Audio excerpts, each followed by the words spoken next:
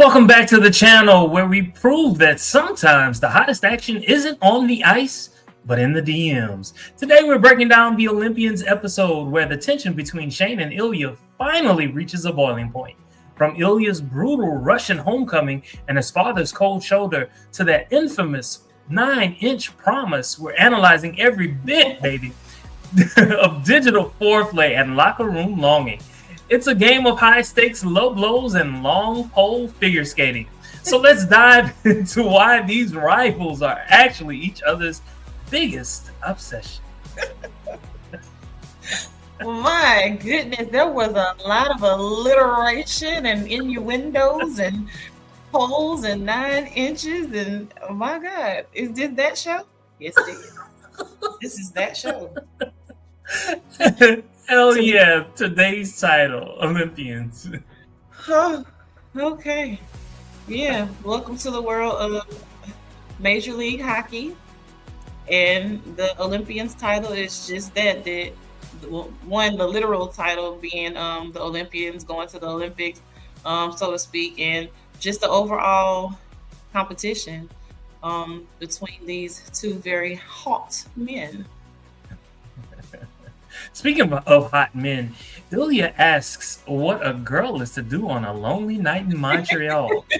Is he projecting his own loneliness or just looking for a Boston invitation? You were fishing for an invitation. You were fishing for an invitation because, first of all, the way that Rosanov looked, you were never in any trouble of not having something or someone to do. Never ever. Well, never dry. Okay. Okay, so Shane claims Ilya's texts make no sense, but Ilya insists they do. Is this a language barrier, or is Shane just pretending not to speak fluent flirt? There is no language barrier.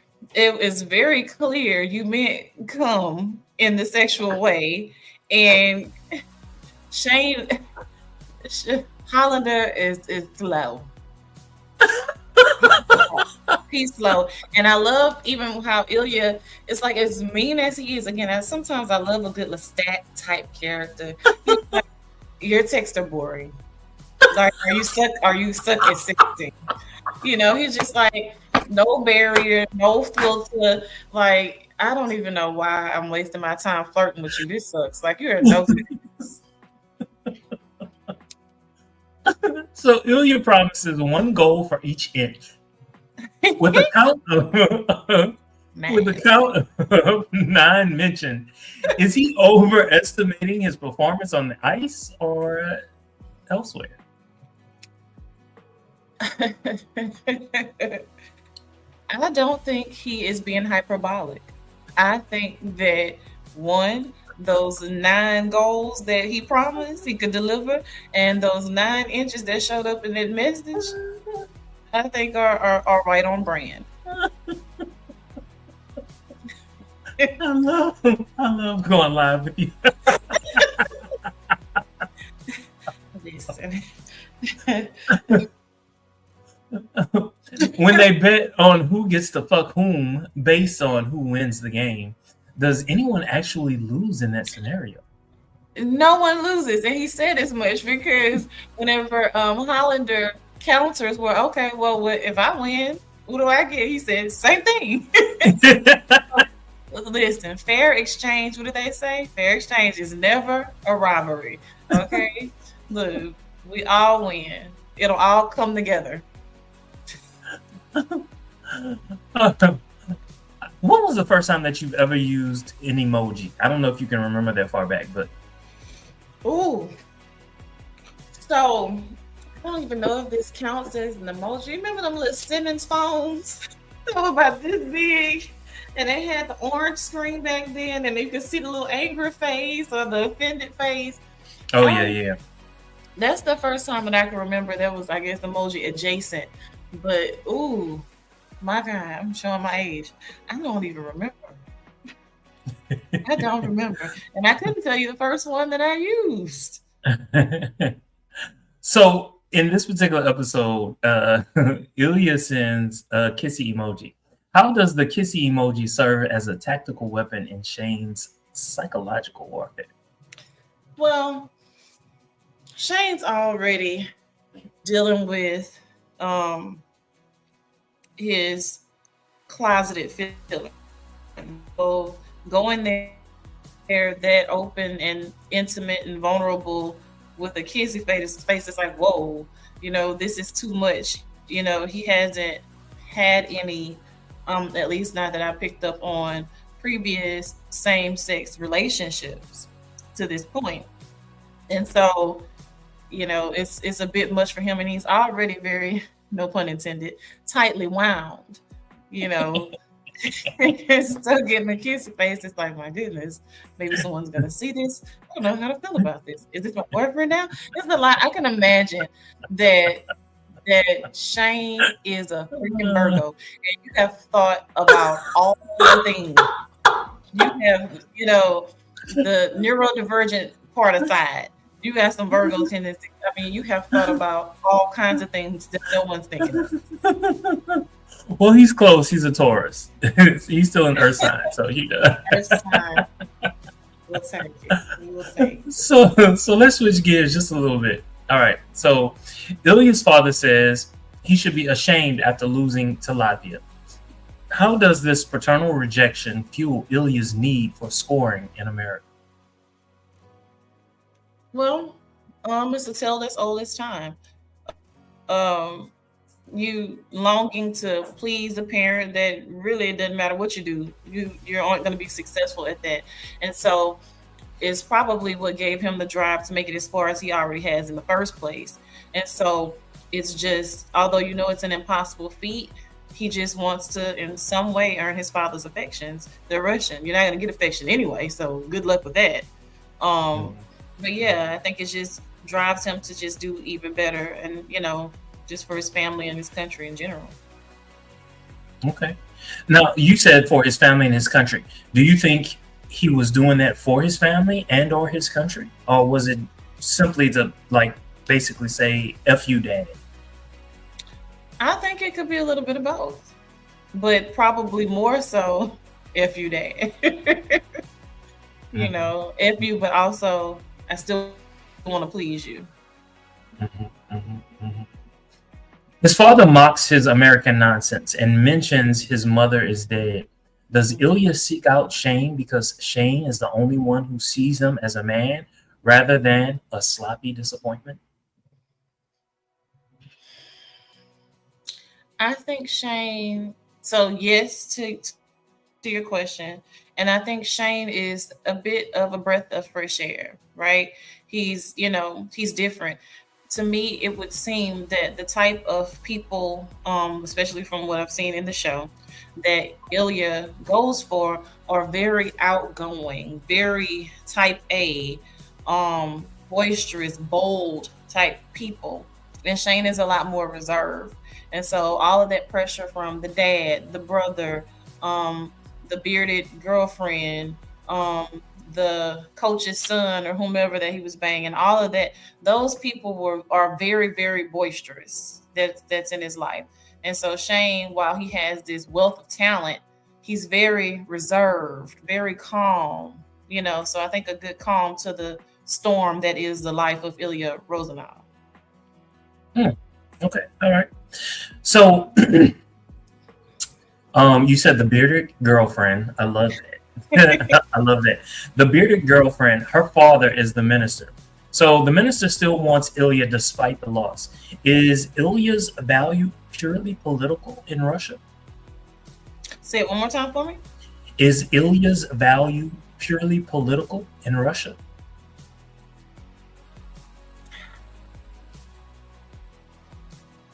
I'm going to say yes. I mean, a win for you in America is the win for Russia. It just looks good. You look good on paper. Make the entire country look good. And what would have happened if Russia found out that he was gay? Oh. Or at least had sex with men? So no fly zone. You come home, they'll probably kill you. And suffice it to say, don't go home. You probably get killed for a lot less. And so yeah, wouldn't even go back to Russia once everybody finds out. Wouldn't do it. So earlier you talked about Shane's Shane's not Shane, Ilya's backstory as it relates to the friend that he had, the friend that went to New York and went to Paris, and now he was back in Russia, and he wanted to have sex with Ilya. His name is Sasha. So Sasha is snorting cocaine in a tub while Ilya is deep in thought. What does this contrast say about Ilya's isolation within his own inner circle? He has like, so how he shows up in the hockey world is a bad boy, right? And not saying that he's just this awesome guy in general, but how he shows up, his persona, so to speak, his hockey persona versus his private life, it's like, I think he's outgrown certain things. And so again, speaking to that dynamic between him and Shane, going from as much of the chaos to something more calm, something more potentially long term, something less fleeting than just a one night stand and shooting cocaine and all of that. So maturing in a sense when it comes to relationships. And I hear you, and I agree with you. But let me just add on to that. I think what he was doing was he was looking at Shane, or the possibility of Shane, and what Shane represented for him, and how he's so diametrically opposite of what he had right in front of him.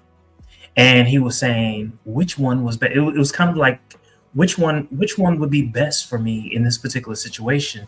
And then he was looking at his past, Sasha, and he was just like, nah, I prefer to go forward. I prefer to go forward with Shane. But I don't even know if he was consciously aware of that. That's what I'm wrestling with. Was he consciously aware of the possibility of Shane, or was he just turning away from Sasha and what he represented? I don't know that he was consciously aware. I feel like, as much as like, again, his persona is like the bad boy and all that, I feel like he was going down the rabbit hole just as much as Shane was, because they flirted with this over a course of years, and I would have lost interest by now. I'm not gonna lie. I can barely stick to a hairstyle. So on just text alone? Right. I done forgot to text you. It done been 3 weeks. Like, dang, I can't respond now. It's against some Virgo shit. But that's why certain people I have to pin to the top. So it's just like, okay, you don't get disrespectful. Needless to say, you're pinned to the top. Speaking of being pinned, I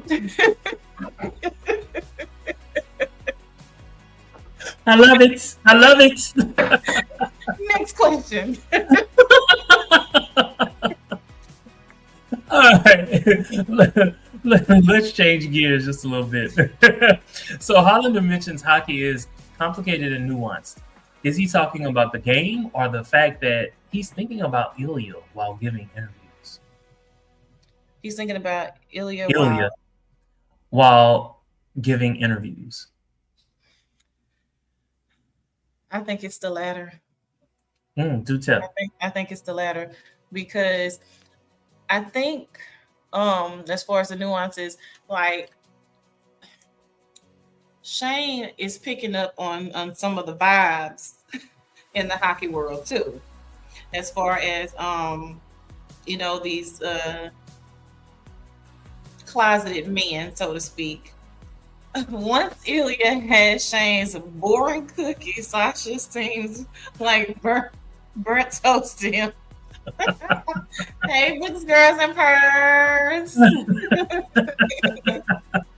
Books, girls, and purrs. Do you think of these like off the top of your head, or is this like in your back pocket and you've just been waiting to use it? I need to know.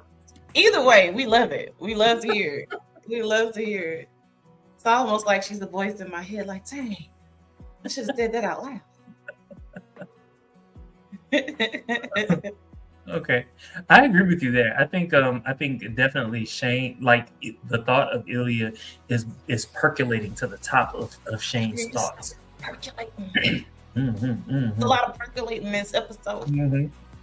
Come on, off the cuff. I love it. I love it. I love it. So someone asks if Ilya was hard before the game. Is the adrenaline of the playoffs the only thing getting these boys up for the challenge? Apt, and I love it. I love a good double entendre. My God. Yes. So definitely more than that cold ass ice that we're giving these men excitement. You know, the sexting right before a game. And I love, again, which made me feel like, dang, it's Shane a Virgo, because instead of just completely going down the rabbit hole, you're thinking, wait, are you trying to sabotage me? He's out to get me. Instead of just enjoying, you know, the sexting right before the game and then getting out there for the competition, he feels like he's kind of being baited in so it can throw him off his game.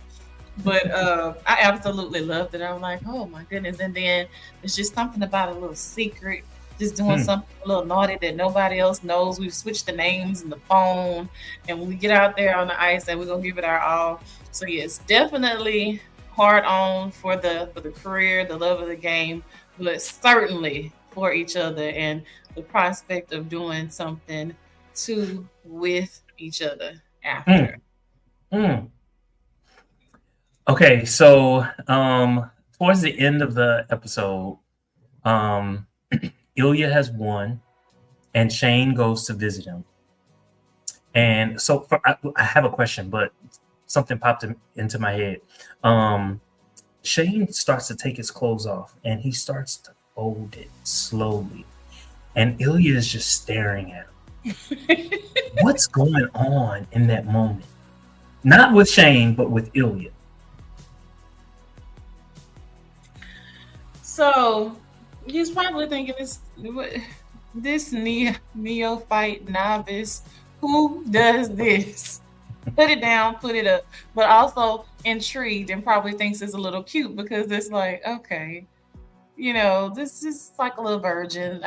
I cannot wait to pop this cherry because you are so new at this. You folding your clothes. Like, I think he was both a little bit annoyed and turned on all at the same time. Like, this is cute.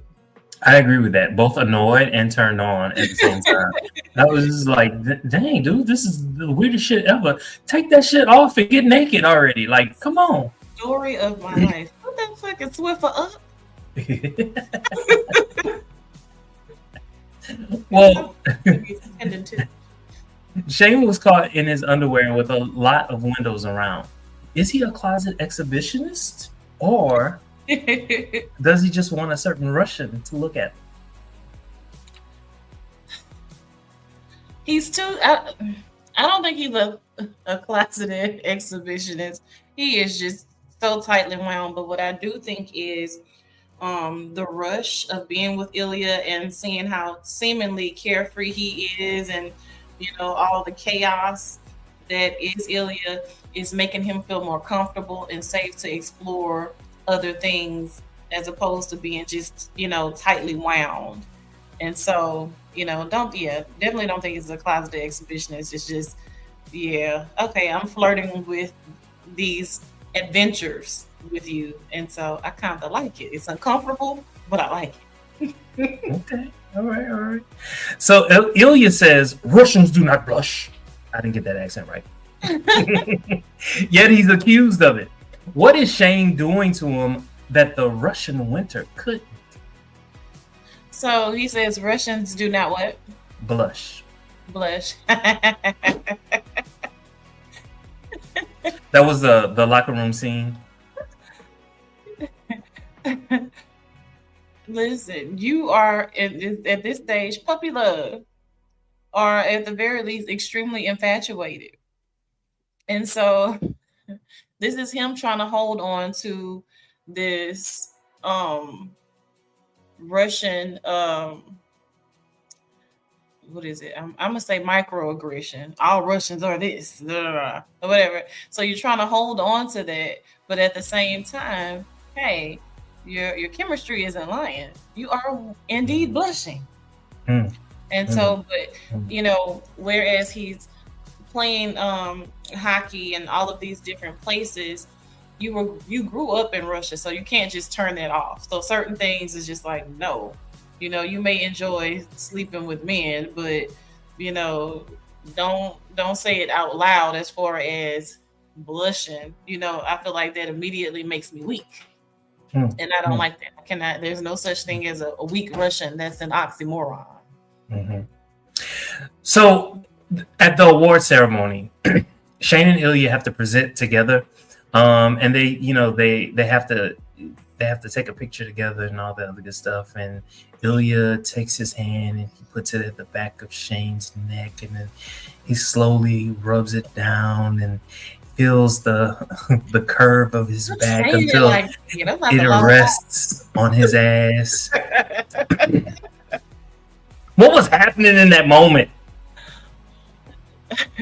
In that moment, Shane in his head, all systems alert. You might as well be up on the USS Enterprise on Starfleet. Beam me up, Scotty. I am scared that I'm about to be poking wood at this ceremony. At that point, I promise you, all systems go. Shane was having a meltdown in his head because he is, the more polished one. More in control of things. And Ilya literally disrupts everything that Shane Hollander is in all the best and worst ways. All the best ways, baby. All the best ways. And so for me, Shane's having a meltdown in his head, but at the same time, probably more turned on than he's ever been in his life. And Ilya is enjoying the game, like hiding in plain sight. We're in front of hundreds and hundreds of people. And it's televised, so millions.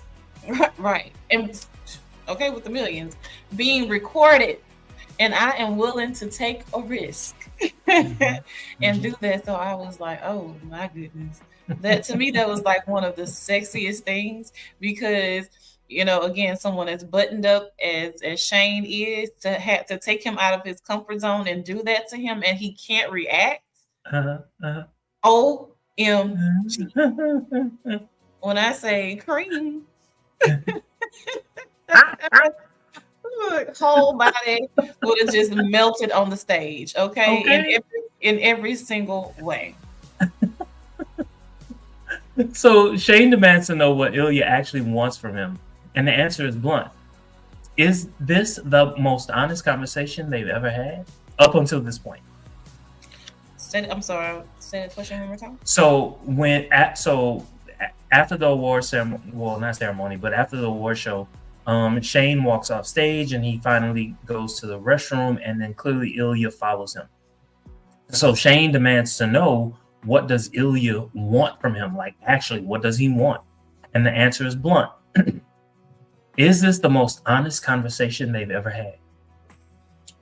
To this point, I think so. And I like the fact that Shane just went there because it was driving him crazy. Like, okay, you go months, you don't respond to my text, and here we go. Now, all of a sudden, you rubbing on me in front of all of these people in the public eye. So I do think it was a very candid conversation, so to speak. Okay. So when I was watching this, the very first time that I watched it, I was like, so it's clear to me that both of them like each other. I'm not going to say love each other, but it's clear to me that both of them like each other. But at this particular point in time, I was wrestling with who likes whom the most, who's initiating this, who's communicating it, even though they're not using words to communicate it, but who's communicating that they like the other one the most in this scenario. I love your brain. I absolutely love your brain, because, well, I love all of you, obviously, but I love the way your brain works, because at face value, you would think that the novice, the one who's never experienced all these things, but for me, it's Ilya. Like, he's willing, like, he has all these other things, and let's be clear, he's turned some things down along the way, maybe not everything, but just the fact that he is entertaining this, almost equivalent to a virgin, really wanting to like have these just back and forth text messages before he, started doing the douchebag thing and all of that. But anyway, he is more and more, of course, as the show unfolds, allowing himself to be vulnerable and all of these things. And so, okay, like I said, after probably 2 weeks, I would have been bored and done with it. Continuing to keep this relationship, so to speak, going over a course of years. So I feel like Ilya is probably a little more, into Shane than the reverse. So that's not what I think. In my mind, Ilya sees Shane as, this is some ass that I can get whenever we're in the same city, and I'm gonna keep this alive. Whatever it is I need to do to keep this alive. I mean, we've all been there. Like we keep people in rotation because we want it when we want it, and we gotta say enough to keep it. In my mind, when Shane leaves the room, the hotel room, and he's trying to think of what to send Ilya in a text message, and he's just frustrated, and he puts his head on the elevator, and he was just like, "We never even kissed." I don't want to kiss you if I don't have some feelings for you. To me, you know what I'm saying? And that resonates, that tracks. I feel that. But for me, that's typical rookie behavior. That's typical rookie behavior. I fell in love like the first. Okay. Maybe it's rookie behavior, but it is easier for a rookie to fall in love than someone who's, you know what I'm saying? Listen, whenever I got, what is it that Louis says? I was hunted. So when it happened to me, I was like, oh my God, I'm in trouble. I'm going to be hiding in this bitch trash can. Like this, oh my God. What is going on? Like, why would you hide in the trash cans when you can just ring the doorbell? And I don't know. In my mind, I got to hide because I don't need anybody to know. It's just that Virgo crazy dumbass shit. I promise you. And this was after like a weekend. I was convinced. You gonna make me tell some secrets on this show. We're going there. I was convinced. This was after a weekend. I was gonna hide in the bushes. I was certain that we were getting married.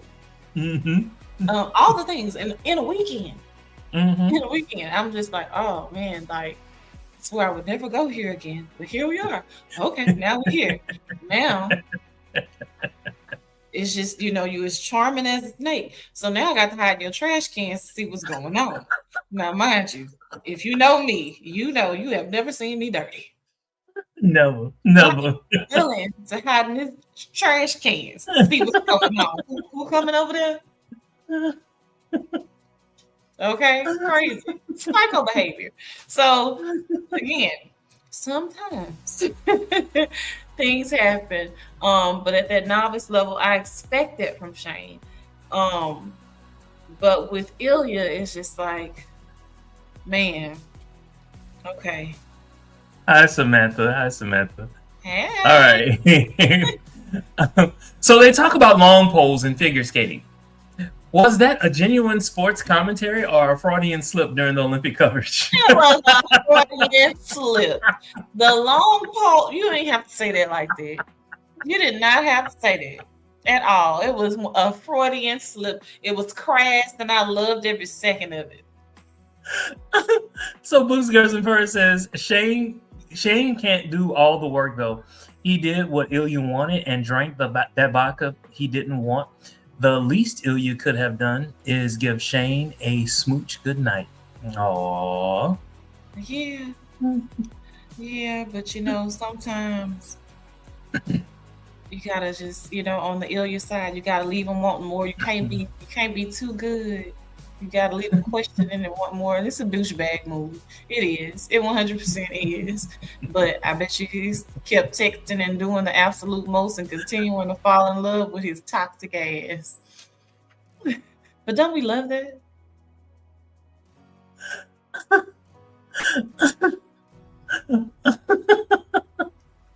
Boring. The last you called it boring, but you into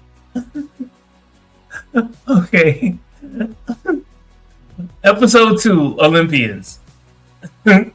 On a scale of Mayfair to 10, how would you rate this particular maybe episode? we should go from a Mayfair to 9.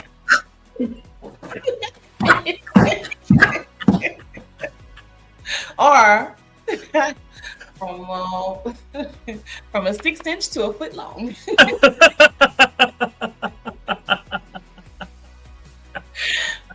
Hey, we heard those poles and inches and all that come up. Heavily on the come up. So for me, Olympians probably rates in at about maybe a 7 for me. Hi there. Maybe a 7 for me. There were a few moments, of course, I get extremely distracted, right? And so, of course, it's just part of how the show is designed. So it's not bad. But okay, from this year to this year, and then I got to read subtitles. I always have my subtitles on, but some of them are in Russian, and then trying to read the text messages and yada, yada, yada. So Interesting. Rachel Reed said Ilya was lying about those 9 inches. oh, how many inches were there? Don't disappoint. Don't disappoint. I'd rather go with the 9. I was about to say, leave me with the 9 iron. Leave me with the 9 iron. Even though that's golf, leave me with the 9 iron. And then let a girl dream. But yeah, somewhere around a 7. And maybe a little bit higher on the end, especially because of the initial encounters, full throttle. I did enjoy those. And enjoy watching that, but it's just some of the play out brought it down for me a little bit. And again, not bad. Would 100% watch the episode again. But the later episodes, and I'm gonna save that for later, rank a bit higher for me than this one. So I say maybe around a 7. Okay, hold on, wait a minute. Come on, look, come through. Wait. I'm gonna come with the comments, but I'm gonna give my rating. I'm gonna give my rating. Come with the comments. I'm gonna go with an 8, and let me tell you why I'm gonna go with an 8. I loved. Okay, so once I saw episode 3, there's a scene in episode 2 that I was like, hold up, wait a minute, what's going on? This is the same scene, but these characters are doing things a little different. So I went back and I watched episode 2 again because of that one scene, and then it was like everything just started clicking, and I was just like, hold up, wait a minute, what are they doing? Why are they making us watch these totally different characters when the story is all about Shane and Ilya? What's going on? And so everything that I saw in episode 2, it was heightened for me because of what I saw in episode 3. It was heightened for you. Okay, so Darfalina says, I don't think Jacob Tierney agrees though, because that arm was going pretty far in the shower. Hey, listen. I said what I said about the 9. I enjoyed it. I enjoyed every inch of it. While I watched. Literally.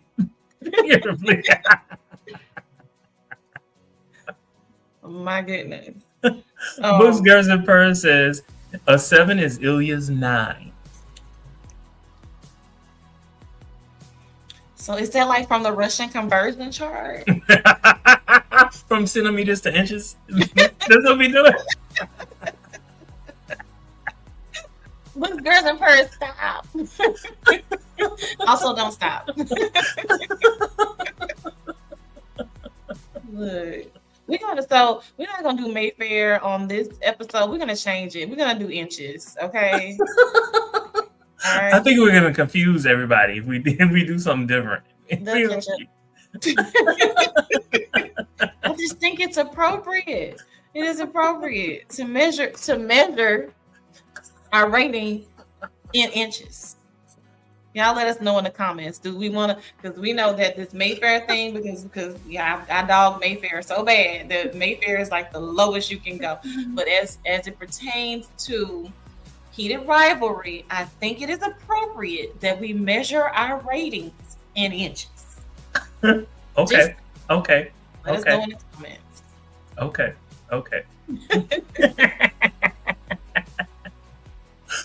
From 0 to 9. That's what we're gonna do. From 0 to 9. from don't even worry about it.